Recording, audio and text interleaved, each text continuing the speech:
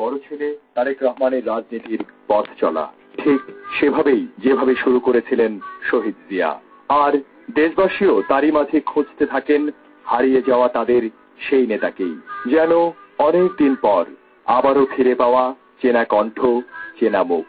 শহীদ জিয়ার 19 দফার ভিত্তিতে তিনিও বাংলাদেশী জাতীয়তাবাদী চেতনায় উন্নয়ন ও উৎপাদনের ধারাকে মূলমন্ত্র হিসেবে বেছে নেন তার রাজনৈতিক আদর্শে। আধুনিক তথ্য প্রযুক্তি ব্যবহার করে সারা দেশে বিএনপির নেতাকর্মী ও সমর্থকদের নিয়ে তারেক রহমান নিজেই তৈরি করেন তথ্য সমৃদ্ধ ডাটা ব্যাংক, যা 2001 সালের নির্বাচনে বিএনপিকে এনে দেয় অভাবনীয় সাফল্য। আর দলও তাকে মূল্যায়ন করে সিনিয়র যুগ্ম মহাসচিবের পদ দেয়। উন্নয়ন ও উৎপাদন বাড়িয়ে স্বনির্ভর বাংলাদেশ গড়ার আন্দোলনে দলীয় নেতাকর্মীদের উজ্জীবিত করতে তারেক রহমান শুরু করেন নতুন এক রাজনৈতিক সংস্কৃতি, তৃণমূল প্রতিনিধি সভা। নেতাকর্মীদের আহ্বান জানান ব্যক্তির চেয়ে দল বড় আর দলের চেয়ে দেশ বড়। এ চেতনায় উদ্বুদ্ধ হয়ে দেশ গড়ার কাজে আত্মনিয়োগ করতে।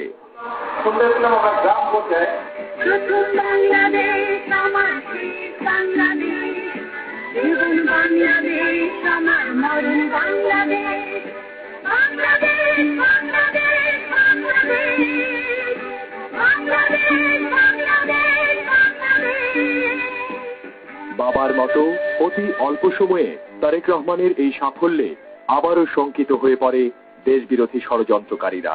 তার বিরুদ্ধে কথিত দুর্নীতির মিথ্যা কল্পকাহিনীর মহাকাব্য রচনা করতে থাকে একটি মহল। চক্রান্তকারীরা তাদের নীল নকশা অনুযায়ী 2007 সালের 7 মার্চ গভীর রাতে গ্রেফতার করে তারেক রহমানকে।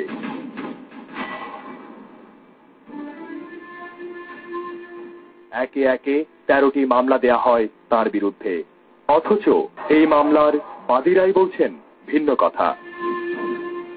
নিজে যদি উদ্যোগ হয়ে মামলা করতাম তাহলে মামলা চালুই থাকতো।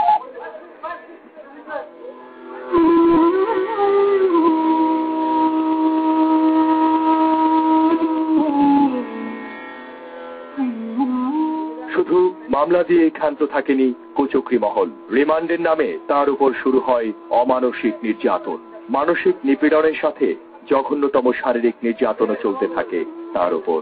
ভেঙে ফেলা হয় তার মেরুদণ্ড। দাঁড়ানোর শক্তি না থাকলেও আদালতে হাজিরা দিতে বাধ্য করা হয় তাকে। ব্যথায় কাতরানো সেই নির্মম দৃশ্য দেখে পাষাণ হৃদয়ও সেদিন কেঁদেছিল।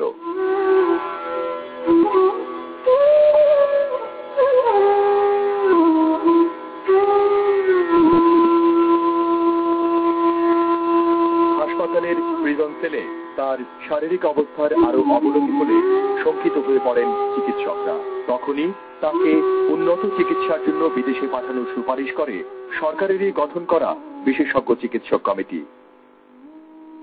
ধীরে ধীরে যে অবনতির দিকে যাচ্ছে এই জিনিসটা এই রিপোর্টে বিস্তারিত উল্লেখ করা হয়েছে এবং পরিশেষে কথা বলা হয়েছে কোনো মতেই এই চিকিৎসা এদেশে সম্ভব নয়। বিএনপি নেতাদের পাশাপাশি কারাগার থেকে বেগম খালেদা জিয়াও তার অসুস্থ 2 সন্তানকে বিদেশে পাঠানোর দাবি জানিয়েছিলেন সরকারের কাছে। তাও আমলে নেয়নি সেনা সমর্থিত তত্ত্বাবধায়ক সরকার।